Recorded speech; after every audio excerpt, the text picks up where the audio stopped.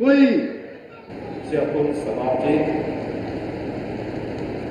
प्रमुख मदन हलिया जी, ट्रस्ट के मंत्री श्री उमेश कुमार सिंघानिया जी, संयुक्त मंत्री श्री रशीद कोटला जी, मेडिकल डायरेक्टर डॉक्टर HR मानी जी, आज के इस समारोह में उपस्थित गोरखपुर के हमारे सभी माननीय जनप्रतिनिधिगण, महानगर के सभी संभ्रांत नागरिक और उपस्थित महानुभाव, आज गोरखपुर को हनुमान प्रसाद पोद्दार कैंसर हॉस्पिटल की ओर से कैंसर के उपचार और सिकाई में अत्यंत महत्वपूर्ण वेरियन हेल्सियान जो अत्याधुनिक रेडियोथेरेपी की मशीन है, यह उपलब्ध हुई है। और आज से यह अपना कार्य प्रारंभ करते हुए प्रतिदिन 150 कैंसर के जरूरतमंद मरीजों को रेडियोथेरेपी की उत्तम सुविधा उपलब्ध करवाने में सहायक होगी।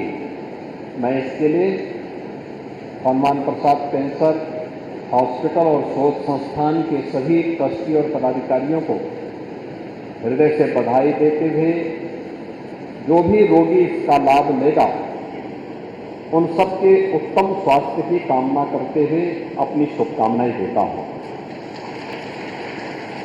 हम सब जानते हैं कि व्यक्ति हो या संस्थान, अगर हम समय के अनुरूप नहीं चलते हैं तो समय हमें पीछे धकेल देता है और फिर हम काल के गाल में समा जाते हैं, हमारी पहचान समाप्त हो जाती है।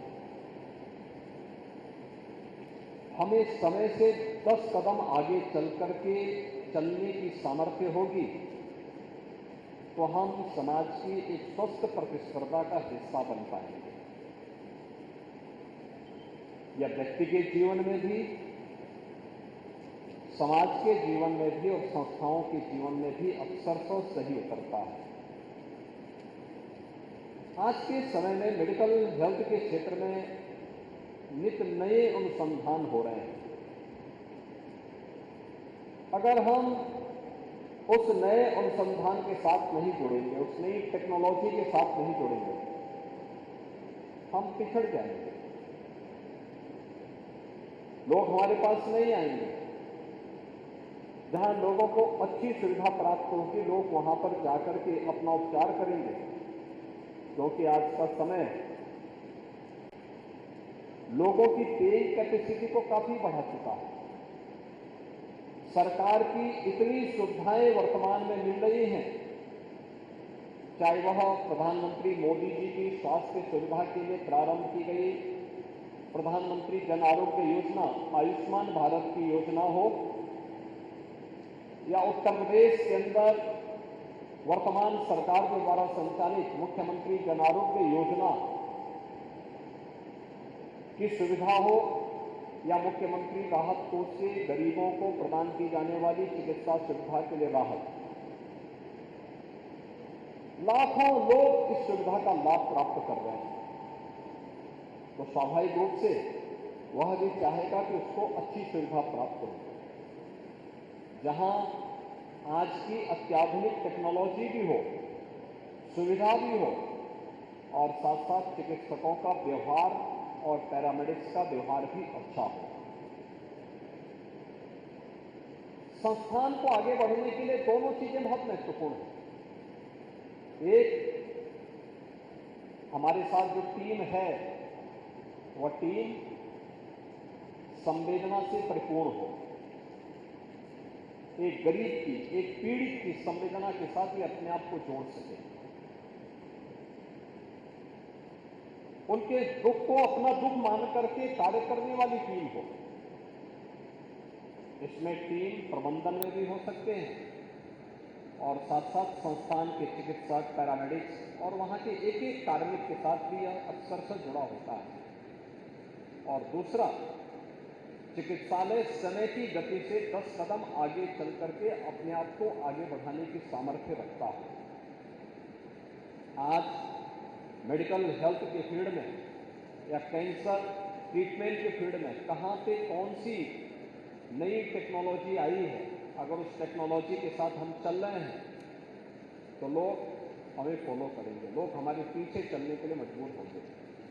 लेकिन अगर हम उसको नहीं कर पा रहे हैं तो हम पीछे धकेल दिए जाएंगे, पीछे हट जाएंगे। और इसीलिए मैं धन्यवाद दूंगा हनुमान प्रसाद पोद्दार कैंसर हॉस्पिटल और शोध संस्थान को कि इन्होंने समय की गति को पकड़ा। नए नए यहाँ पर कैंसर पेशेंट के लिए तकनीक को लाने में उन्होंने लगातार कार्य किया और आज इसी का परिणाम है कि 2013 में EBRT एक्सटर्नल बीम रेडियोथेरेपी की यहाँ पे 6 MB लीनेज मशीन की स्थापना की गई थी। लेकिन जैसे उसकी टेक्नोलॉजी पुरानी पड़ी तो 2019 में संस्थान ने इंट्रा कैविट्री रेडियोथेरेपी की 5 चैनल ब्रेकीथेरेपी यूनिट की स्थापना यहां पर करने में सफलता प्राप्त की।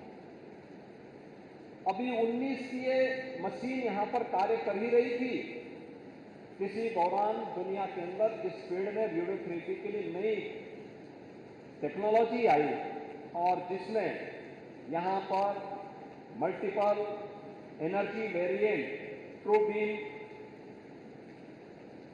की जो मशीन थी उसकी स्थापना के कार्य को यहां पे करने में सफलता प्राप्त की गई। और इसके बाद यहां पर लगातार अन्य सुविधाओं को आगे बढ़ाते हुए यह संस्थान काम कर रहा था। और आज हमें बताते हुए प्रसन्नता है कि चिकित्सालय ने यहाँ पर वेरिएंट हेल्सियन नाम की रेडियोथेरेपी की अत्याधुनिक मशीन को यहाँ पे स्थापित करने में सफलता प्राप्त की है।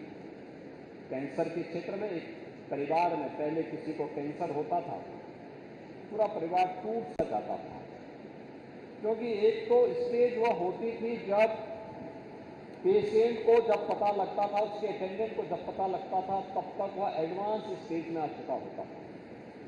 बहुत कठिन होता था, पूरा परिवार टूट जाता था, कहीं से सहायता नहीं मिलती थी, नातेदार रिश्तेदार सब उससे मुंह मोड़ लेते थे। लेकिन आज ऐसा नहीं है। आज व्यक्ति की स्वयं की कैपेसिटी भी है, लेकिन साथ साथ प्रधानमंत्री जन आरोग्य योजना और मुख्यमंत्री जन आरोग्य योजना की सुविधा भी उसके पास मौजूद है। और अगर कहीं से कोई सुविधा नहीं प्राप्त हो रही है तो मुख्यमंत्री राहत कोष से उसे सहायता मिल जाती है और वो आराम से अपना उपचार किसी भी महंगे से महंगे हॉस्पिटल में करवा करके अपनी उत्तम आरोग्यता के लिए आगे बढ़ सकता है। हमें आवश्यकता है इन सब के बारे में समाज को जागरूक करने की। 1976 में हॉस्पिटल प्रारंभ होता है, अब अगले वर्ष ये 50 वर्ष अपने पूरा करेगा और इन 50 वर्षों की हनुमान प्रसाद पोद्दार कैंसर हॉस्पिटल की अपनी एक गाथा होगी। इस स्वर्ण जयंती वर्ष पर हॉस्पिटल को इन चीजों को अवलोकन करने का एक अवसर प्राप्त होगा कि इन्होंने इस दौरान कितनी उपलब्धि हासिल की है, कितने लोगों को इससे राहत की सुविधा प्राप्त हुई है, कितने लोग थे जिन लोगों ने इस सुविधा का लाभ प्राप्त करके नया जीवन प्राप्त किया है, कहां पर हम और भी अच्छा कर सकते थे लेकिन वहां पर थोड़ी चूक हुई और हमने अगले उसमें इसको सुधारा है, कैसे फिर वह परिवर्तनकारी रहा है, मुझे लगता है बहुत मायने रखता है। और स्वास्थ्य सेवा के क्षेत्र में इस प्रकार के कार्यक्रम हमें एक नई पहचान दिला सकते हैं। और मेरा मानना है कि धर्मार्थ संस्थाओं को शिक्षा के क्षेत्र में, स्वास्थ्य के क्षेत्र में बहुत कुछ किए जाने की आवश्यकता है। तो सरकार के भरोसे रह करके नहीं, सरकार अपने स्तर पर कर रही है, लेकिन सरकार के साथ साथ अगर धर्मार्थ संस्थाएं भी और निजी क्षेत्र भी इस क्षेत्र में जुड़ करके सहयोग करती हैं तो हम बेहतरीन से बेहतरीन सुविधा भारत के नागरिकों को उपलब्ध करवा सकते हैं। आज यहाँ पे हनुमान प्रसाद कैंसर हॉस्पिटल में यह अत्याधुनिक सुविधा कैंसर के रेडियोथेरेपी के जो पेशेंट हैं उनके लिए उपलब्ध हुई है। मैं हनुमान प्रसाद पोद्दार कैंसर हॉस्पिटल से जुड़े हुए अपने सभी पदाधिकारी और ट्रस्टियों को इसके लिए बधाई देता हूं। हम सब जानते हैं भाई जी का पूरा जीवन लोक कल्याण के लिए समर्पित था। राधा बाबा का पूरा जीवन लोक कल्याण के लिए समर्पित था और उनका तो कहना ही था कि नर सेवा ही नारायण सेवा है। किसी भी रूप में हम सेवा के किसी उपक्रम के साथ जुड़े हुए हैं, किसी भी रूप में है, मुझे लगता है वह हम सबके लिए जीवन की आत्मिक संतुष्टि का और मोक्ष प्रदान करने वाला क्षण होता है जब हम किसी गरीब के साथ, किसी पीड़ित के साथ खड़े होते हैं।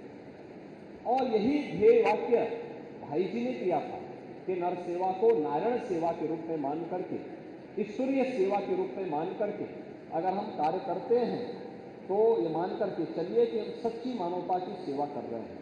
और सच्ची मानवता की सेवा का मार्ग जो उन्होंने प्रशस्त किया था, आज 50 वर्ष के बाद भी उसका लाभ हनुमान प्रसाद पोद्दार कैंसर हॉस्पिटल और गीता वाटिका के माध्यम से गोरखपुर और पूर्वी उत्तर प्रदेश के लोगों को प्राप्त हो रहा है। आज के इस अवसर पर यहाँ पर सर्वे भाई जी के और सर्वे राधा बाबा के इस पावन साधना स्थली को नमन करते हुए हनुमान प्रसाद पोद्दार कैंसर हॉस्पिटल और शोध संस्थान से जुड़े हुए हमारे जितने भी ट्रस्टी हैं, जितने पदाधिकारी हैं, इन सबको मैं एक बार फिर से बधाई देता हूं और विश्वास करता हूं कि लोग लगातार इस फील्ड में नयापन करके, नई टेक्नोलॉजी के साथ जोड़ करके, नए अनुसंधान का लाभ यहाँ के नागरिकों को प्रदान करते हैं। इस फील्ड की आज की आवश्यकता क्या है, उस क्षेत्र में कार्य करते हुए हम अपने आप को तैयार करेंगे।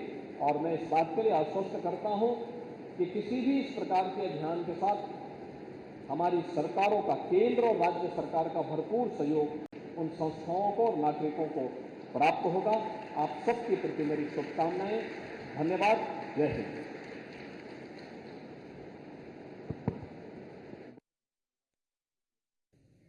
तो मुख्यमंत्री योगी आदित्यनाथ को आपने सुना, गोरखपुर में है और यहाँ पे स्वास्थ्य सेवा में बड़े बदलाव का जिक्र उन्होंने किया। मरीजों को समय पे इलाज मिले, ये सरकार की प्राथमिकता है। कैंसर अस्पताल का उन्होंने लोकार्पण यहाँ पे किया।